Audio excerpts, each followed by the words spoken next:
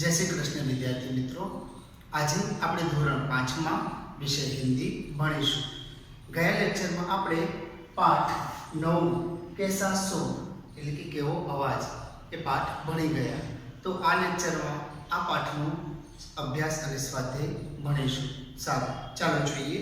અભ્યાસમાં પહેલો પ્રશ્ન આપેલો છે તમને। आप अपने घर की पकाई जाने वाली सब्जियों की सूची बनाइए। मम्मी पप्पा ने पूछवानुं अने एमने पूछीने तमारे आनो जवाब लखवानो नथी, फक्त ने फक्त समझवानो छे। बीजो प्रश्न पण ए ज प्रमाणे छे। सूची में से अपनी मनपसंद सब्जियां बताइए और क्या पसंद है उसका कारण दीजिए। और नाना बाळकोने केटलीक शाकभाजी भावती होय छे अने केटलीक नथी भावती, तो शा माटे भावे छे अने शा माटे नथी भावती ए तमारे जोवानुं छे। त्यार पछी त्रीजो प्रश्न आपेलो छे, भिन्न शब्द पर गोल कीजिए। अलग अलग शब्द दिए हैं, उसमें से कौन सा शब्द अलग पड़ता है उसके ऊपर गोल राउंड करना है। जैसे पालक, गाजर, सेब, लौकी, ए बधी ज शाकभाजीना नाम आपेला छे, पण एक फळनुं नाम आपेલું છે सेब, एने पर तमारे गोल करवानुं रहेशे। नंबर 1, ककड़ी, गाजर, बंदगोभी, केला। आमां पण ए ज प्रमाणे छे, बधी ज शाकभाजी छे, पण केळું છે શામાં આવે છે? શાકભાજીમાં નથી આવતું, પણ ફળમાં આવે છે, તો કેળાની પર તમારે ગોલ રાઉન્ડ કરવાનું છે। નંબર 2, પપીતા, મૂલી, આમ, અનાર। આમાં ઊંધું છે, બધા જ ફળોના નામ આપેલા છે, પણ એક શાકભાજીનું નામ આપેલું છે, એ છે મૂલી, તો મૂલી પર તમારે શું કરવાનું છે? ગોલ રાઉન્ડ કરવાનું છે। નંબર 3, કનેર, ધનિયા, ગુલાબ, ચમેલી, આ બધા ફૂલોના નામ આપેલા છે। એમાં એક શાકભાજીનું નામ આવી ગયું ધનિયા, તો એની પર તમારે ગોલ રાઉન્ડ કરવાનું છે, કારણ કે તે અલગ પડે છે। મિર્ચ, અદરક, ફૂલગોબી, લસણ, આ બધા મસાલાના નામ આપેલા છે, પણ એક શાકભાજીનું નામ આવી ગયું છે ફૂલગોબી, તો એને પર તમારે ગોલ રાઉન્ડ કરવાનું રહેશે। उसके बाद प्रश्न 4, प्रश्नों के उत्तर दीजिए। तो एमा અહીં મેં બોર્ડ પર સવાલ જવાબ લખ્યા છે। नंबर 1, हरे रंग की सब्जियों के नाम बताइए, એટલે કે લીલા રંગની શાકભાજીના નામ તમારે કહેવાના છે, લખવાના છે। तो उसका जवाब आएगा भिंडी, पालक, मेथी की भाजी, मूली की भाजी, ककड़ी, चचरेला, कंकोड़ा, परवल, करेला आदि। ये सभी कैसी होती है? हरे रंग की होती है, એટલે કે લીલા રંગની હોય છે। दूसरा सवाल, कच्चे टमाटर का रंग कैसा होता है, એટલે કે કાચા ટામેટાનો રંગ કેવો હોય છે? तो उसका जवाब आएगा कच्चे टमाटर का रंग हरा होता है। उसके बाद तीसरा सवाल, कौन कौन सी सब्जियों का स्वाद कड़वा होता है, એટલે એવી કઈ કઈ શાકભાજી છે કે જેનો સ્વાદ કડવો હોય છે? જવાબ, करेला, कंकोड़ा और मेथी की भाजी का स्वाद कड़वा होता है। आ बधी ज शाकभाजीनो स्वाद केवो होय छे? कड़वो होय छे। नंबर 4, प्रस्तुत पाठ में कौन सी सब्जियों के नाम आए हैं, એટલે કે આ પાઠની અંદર કઈ કઈ શાકભાજીઓના નામ આવેલા છે? પાઠમાં જોતું જવાનું અને લખવાનું છે। અહીં મેં બોર્ડ પર લખ્યું છે, आलू, मटर, लौकी, बंदगोभी, करेला, भिंडी, टमाटर, बैंगन, मिर्च, मेथी आदि सब्जियों के नाम आए हैं। 5वां सवाल, हलवा बनाने में गाजर और लौकी के अलावा कौन सी चीजों की जरूरत पड़ती है, એટલે કે હલવો બનાવવા માટે દૂધી અને ગાજર સિવાય બીજી કઈ કઈ વસ્તુઓની જરૂર પડે છે? उसका जवाब आएगा दूध, इलायची, बादाम, काजू, किशमिश आदि सभी चीजों की जरूरत पड़ती है। तो आ બધા જ સવાલના જવાબ છે એ તમારે નોટબુકમાં લખવાના છે। બીજું બધું વધારાનું આપેલું છે એ તમારે લખવાનું નથી, ફક્ત જેટલું બોર્ડ વર્ક કર્યું છે ને એટલું જ કરવાનું છે। બીજી બધી એક્સરસાઇઝ આપેલી છે તે તમારે ફક્ત ને ફક્ત ચોપડીમાં એની પ્રેક્ટિસ કરવાની છે, સમજવાની છે। નોટબુકમાં ફક્ત અને ફક્ત આ પ્રશ્નોના જવાબ આપેલા છે તે જ લખવાના છે। उसके बाद नीचे दिए गए चित्र का वर्णन कीजिए। અહીંયા એક ચિત્ર આપેલું છે તમને, એ ચિત્રનું વર્ણન હું તમને કરીને બતાવું છું। ધ્યાનથી જોજો તમે બધા चित्रને।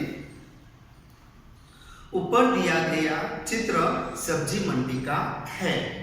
सब्जी मंडी में सब्जी की दुकानें लगी हुई हैं। एक स्त्री और एक लड़की जमीन पर कपड़ा बिछाकर सब्जियां बेच रही है। एक ठेले वाला सब्जी लेकर खड़ा है। एक दुकानदार ग्राहक से बात कर रहा है। दूसरे दुकानदार के पास एक लड़की सब्जी खरीद रही है। एक ठेले वाला एक स्त्री को बैंगन दिखा रहा है। स्त्री के साथ एक छोटा बच्चा भी है। सब्जी मंडी के पास कार, स्कूटर आदि दिख रहे हैं। रास्ते पर वाहन आ जा रहे हैं। ठेले वाले के पीछे कुत्ता दिख रहा है। એટલે અહીંયા એક શાક માર્કેટનું ચિત્ર આપેલું છે, એનું વર્ણન અત્યારે હાલ મેં તમને કરીને બતાવ્યું। પરીક્ષામાં પૂછાતું નથી, ફક્ત અને ફક્ત તમારે સમજવાનું છે। અને પૂછાય તો ચિત્ર ઉપરથી આપણે 2-3 વાક્યો લખવાના રહેશે। એના પછી પ્રશ્ન છે, चित्रों के आधार पर कहानी कथन कीजिए। એટલે કે કહાની વાર્તા કહેવાની છે, તમારે લખવાની નથી। જો અહીંયા ચિત્રો આપેલા છે પેજ નંબર 65 ઉપર। ઓકે, તો એની વાર્તા હું તમને સંભળાવું છું, ધ્યાનથી સાંભળજો। एक जंगल था। उस जंगल में एक बड़ा बरगद का पेड़ था। एक जंगल હતું, તેમાં એક મોટું વડલાનું ઝાડ હતું। बरगद के पेड़ के पास एक हाथी रहता था। ते झाड़ने पास एक हाथी रहतो હતો। वहां रहने से दोनों में गहरी दोस्ती हो गई थी। બંને સાથે રહેવાથી બંનેમાં મિત્રતા બંધાઈ ગઈ હતી।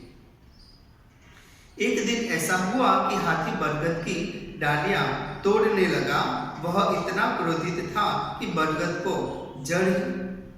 को ही जड़ से उखाड़ने में जुड़ गया।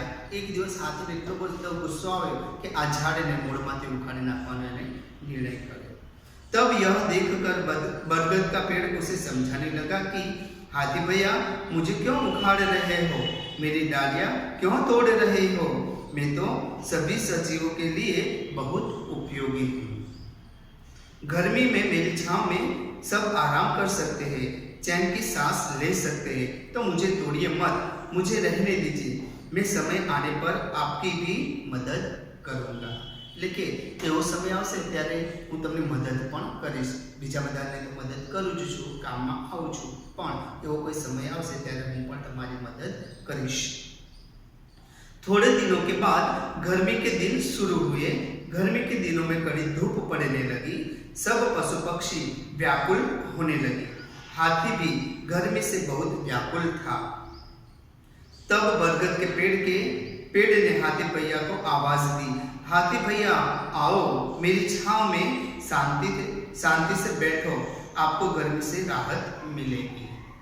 हाथी भी बरगद के पेड़ के नीचे आकर बैठा। उसे गर्मी से राहत मिली।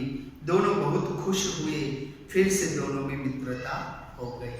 એટલે કે આપણે પણ કોઈનું અપમાન ન કરવું જોઈએ, કોઈને નુકસાન ન જ પહોંચાડવું જોઈએ। જેમ બરગદના વૃક્ષે હાથીની મદદ કરી, એવી જ રીતે પણ આપણે કોઈ મદદ કરી શકે છે, આપણા કામમાં પણ કોઈ આવી શકે છે। સારું, હવે તેના પછી 2 ચિત્રનું વર્ણન કરવાનું છે તમારે। અહીંયા અલગ અલગ ચિત્ર આપેલા છે। બંને ચિત્રમાં શું ફરક છે એનો ફરક તમારે મૌખિક કરવાનો છે, લખવાનો નથી। એના પછી આવે છે સ્વાધ્યાય। તો સ્વાધ્યાયમાં પણ પ્રશ્નો કે उत्तर दीजिए એવો પ્રશ્ન છે। નંબર 1, बिरजू चाचा कहाँ आराम कर रहे थे? बिरजू चाचा पेड़ की छांव में आराम कर रहे थे। लेकिन बिरजू चाचा कई जगह आराम करता था? तो झाड़नी छांव होती, छांयडो હતો ત્યાં आराम करता था। दूसरा सवाल, कचुमर में कौन कौन सी सब्जियों का उपयोग होता है? એટલે કે કચુંબર બનાવવા માટે કઈ કઈ શાકભાજીનો ઉપયોગ થાય છે? इसका जवाब आएगा मूली, बंद गोभी, बीट, ગાજર, પ્યાज, કકડી, ટમાટર આદि આ બધી જ શાકભાજીનો ઉપયોગ થાય છે। नंबर 3, आलू से खाने की क्या क्या चीजें बनती है? એટલે કે બટાકામાંથી કઈ કઈ વસ્તુઓ બને છે? आलू से चिप्स, टिकिया जैसी चीजें बनती है। नंबर 4, मसालों से रसोई में क्या होता है? એટલે કે મસાલા નાખવાથી શાકભાજીમાં શું ફરક પડે છે, રસોઈમાં શું ફરક પડે છે? उसका जवाब आएगा मसालों से रसोई में स्वाद और सुगंध मिलते हैं। આપણે મસાલા નાખીએ ને એટલે એની અંદરથી તરત સરસ મજાની સ્મેલ આવે છે, સુગંધ આવે છે અને ખાઈએ તેનો સ્વાદ પણ આપણને અલગ અલગ લાગે છે। એ બધું શાના કારણે? મસાલાના કારણે। नंबर 5, बच्चों को कौन सी सब्जियां बहुत पसंद है? એટલે કે બાળકોને કઈ કઈ શાકભાજી વધારે પ્રિય હોય છે? उसका जवाब आएगा आलू, मटर, टमाटर, शकरकंद जैसी सब्जियां बहुत पसंद होती है। બાળકોને આટલી શાકભાજી વધારે ભાવે। બીજી બધી શાકભાજી ખાય પણ મન મારીને ખાતા હોય છે, પોતાના મનથી ખાતા હોતા નથી। नंबर 6, बैंगन ने सबको क्या सलाह दी? એટલે કે રીંગણે બધાને શું સલાહ આપી?